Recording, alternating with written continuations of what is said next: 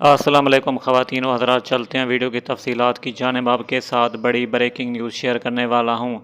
सबसे पहले और सबसे जुदा जी हाँ नाज़रीन, आपको बताते चलें कि फ़ख्र ज़मान ने 5 छक्के मार डाले एक ही ओवर में। जी हाँ नाज़रीन, आपको बताते चलें कि 5 छक्के मार डाले फ़ख्र ज़मान ने एक ओवर में और 21 रन से पाकिस्तान मैच जीत चुका है और सेमीफ़ाइनल के लिए क्वालिफाई कर लिया है।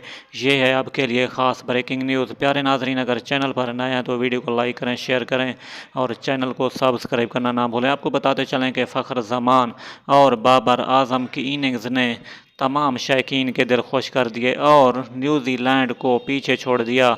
जी हाँ नाज़रीन, इसी तरह अगर पाकिस्तान टीम अच्छा खेल का मुजाहरा करती है और डट के खेलती है किसी डर के बावजूद, तो उम्मीद करते हैं कि फ़ाइनल पाकिस्तान के हिस्से में आ जाएगा। जी हाँ नाज़रीन, इस पर रोहित शर्मा, विराट कोहली और रमीज़ राजा तमाम बड़े बड़े प्लेयरों ने इनको मुबारकबाद पेश की है। ये थी आपके लिए ख़ास ब्रेकिंग न्यूज़ क्रिकेट।